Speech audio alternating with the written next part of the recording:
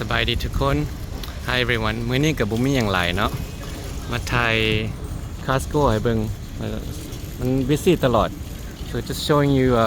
Costco today do a little shopping it's always busy no matter what time of day is weekends or weekdays it's always busy see all the cars and going in คนหลายตลอด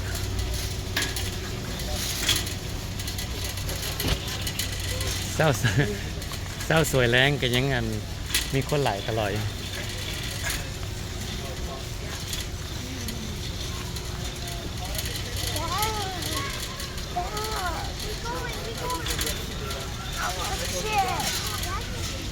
We have popcorn already สบายดีเนาะอันนั้นมาเจอ FC อยู่ Costco อยู่มินนิโซตาเนี่ยเพิ่นอันนั้นแนะนำตัวเองประเทศแคนาดามาในงานของจบของแม่ยังว่าเสียใจน้ำเพิ่นอยู่นี่นะขอบใจหลายๆหั่นล่ะกันยังว่าดีใจที่ได้มาพ่อกับอันนึงYouTube เฮาจังเด้อติดตามเพิ่นมาตลอดได้นี่นะโอ้ขอบใจหลายๆใจนะแม่จักปีก่อนแม่หันได้96ปีโอ้96ปีเพิ่นเสียอยู่ในสิงโฮมแล้วก็เที่ยวไปเที่ยวมาอยู่เที่ยวมาปีบะปีเลยฉันมีพี่น้องนะอยู่นี่เนาะเนี่ยอันนี้กลัวของง่ายสบายดีโอ้โดยสบายดีมันที่ออก YouTube ได้น่ะเลยใจดีดีตอนนี้เราติดตามตลอดได้ตัวใหญ่กระดาษแต่ว่าคันก็เห็นแล้วได้แบบนี่อยู่ในโซต้าก็ชื่อเสยเนาะเขาติดตามเลยก็ชื่อระบอกอันละก็ยังใจอยู่ดีไม่แห้งบอกสบายดีป่ะเจ้าโดยได้นาเทคแค่2ตัวนี้นี่ยังไรพี่เติบเสร็จจุบอยู่แมนตรงแม่เพิ่นเขาก็ยังติดตามอยู่อยู่เมืองลาวตอนอยู่ลาวเดือน11พุ่นนะเป็นกับลูกหลานเป็นสูงเด้นำพาเจ้าอย่างก็ซื้อเลยจูบี้จูบี้กับน้องแอนเขาไอ้น้องกันตามอยู่ครับ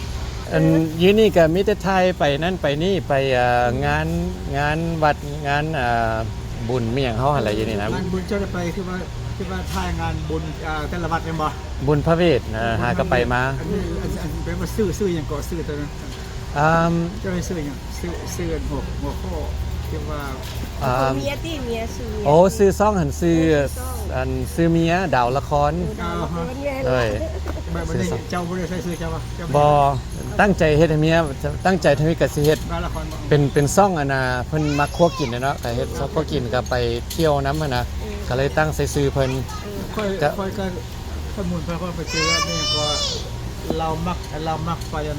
ออกเป็นนำบุญวัดนี่ก็ตอนนั้นใส่เดิมเมคานิกกว่าเราเนี่ยนะเมคานิกกว่าไม่เมคานิกกับยูทูบเบอร์บ่เมคานิกบ่บ่ฮู้เด้เขาเป็นอย่างก็ซื้อร้านอย่างแต่เราใส่เมคานิกอย่างนี้แหละเมเยอะเดอะเมคานิกขนาดเดอะเมคานิกขนาดได้เราจะซื้อแล้วก็เบิ่งที่ว่ารายการบุญแต่ละวัดนะได้เที่ยวดูอยู่เนาะมาได้2 ปีมาเทื่อนึงแต่เช้าทำไมแม่นะเพิ่นบ่สบายก็เลยมาดูแล้วอันมาแต่มื้อใดล่ะครับมื้อใดนี่นะหลังจากนี่วันเพิ่นสิทรงประกาศวันที่25แล้วหันสิอยู่ต่อไปอีกก่อนเพราะว่าสิเอาดูดของเพิ่นหันเข้าในจะมาแชรี่ก่อนโดยเฮ็ดบุญให้เพิ่นแล้วก็โอ้โอเคขับรถมาจักชั่วโมงหั่นน่ะ14 ชั่วโมงโอ้ว้าวก็ต่อของนักพัฒนาเนาะอันแนะนำซื้อใหม่ด้วยบ่ฮู้ว่าเข้าหรือบ่อันนี้มันไอ้สุวรรณคำแหละไอ้แดงโดยอันซื้อลิ้นเนี่ยซื้อแท้สีสวรรค์สีสวรรค์อันซื้อแต่ละครอบครัวมีซื้อน้อยอันบ่มันหลายน้อยตอนไปอยู่ลาวหั่นนะเปลี่ยนซื้อเป็นนีโอมีอย่างอะไรนีโอภาษาลาวเพราะว่ามันน้อยเนาะ5คนเหลียวโอ้แม่นล่ะถ้ามีอันเท่าอย่างนั้นนอกอ้ายถึงเข้าใจจ้ะเท่าน้อยกันตัวนั่นก็คือน้อยมันหลายน้อยโพดมันแม่นกว่าเขียนซื้อเอาดีใจเด้อสิได้พอโดยโอ้ดีใจอะไรโดยอันนั้น โดย เช็คเก้นกันโอเค เอหาสิย่างน้ มักแตงนี่มันหวานดี ำโดยหวานพบกันน้อยนะมาเจอกันเสยอยู่พี่ ยังว่า เบิ่งนี่เห็นบ่นี่ ต้องขาย น้องชาย สบายดี สบายดี ซื้อเลยแหละ แหล่ว่าซื้อน้อยเด้อ น้อย เลยน้อยนี่นี่โอก็ได้น้อยก็ได้ เพิ่นเป็น YouTube เพิ่นไปเมืองลาว ว่าแม่นวะ เพิ่นแค่ละว่าเพิ่นต้องรู้จักกับเจ้า บ่ บัดมาถาม บ่ บอกเพิ่นว่าเพิ่นรู้ เจ้าอยู่ใส่ You Savage นี่แหละ ผู้เจ้าไผ่เนี่ยไอ้แดงไอ้แม่นั่นหูดีกว่า บ่ได้สูบไปใส่เลย โอเค Yeah มันอยู่โดดร้อนเนี่ย โอ้ยตั้ง40กว่าปีแล้วเด้ 40 Yeah บริกีฬา มีแต่บาสเกตบอลแม่งหั่นแหละ โอเคพวกไฟเตะบาน เตะบาสนี่บ่สู้ ก็กินปุ้น เตะต้อนนี่มี เคยไผ่ ลูกเพิ่นอยู่ลาวเพิ่นนั่นพ่อแม่อันพ่อเฒ่าแม่เฒ่า เล็กพ่อเพิ่นตอนเพิ่นเลี้ยงสูงได้เท่าเพิ่นเออ โอ้น้องซ้ายเนาะ น้องชาย ชื่ออีกว่ะ อันสีสวรรค์สีแท้หั่นน่ะ สีสวรรค์โอ เอ เค อ ชื่อ พ่ออันกีสอนแม่อันแก่นจันทน์เพิ่นก็บ่สู้ไปใส่ดอกอยู่ดนแล้วบ่สู้ไปใส่ มีนอกมีอย่างนี้เนาะ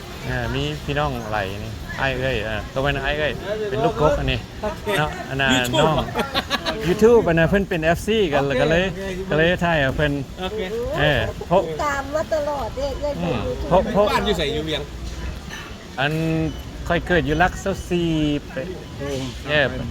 อัน รักสีนั่นแหละ พูดทางไปพูดทางไป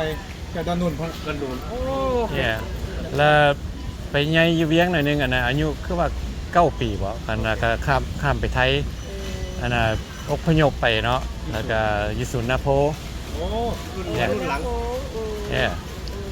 จักปีแล้วซั่น ฮะ60 60โอ้รีไทร์แล้วบ่รีไทร์แล้วบ่อ๋อก็มีแต่คนเหนือตรงแม่ โอ้เนาะ ซื้อเกณฑ์ซื้อสอนเนาะ อันไทยสีสวรรค์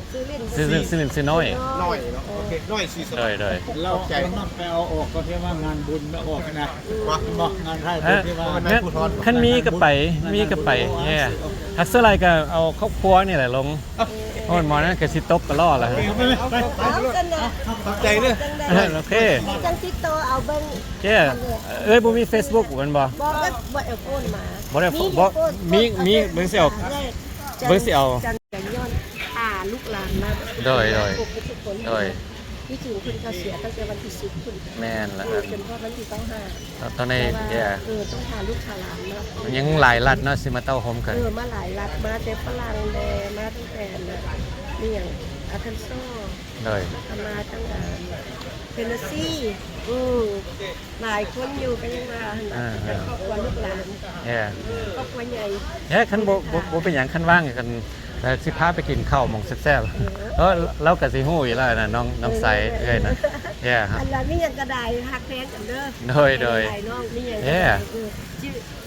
สปอร์ตเด้อ โอเคขอบใจโอเคอันน่ะไปเลยเด้อ โอเคขอบใจ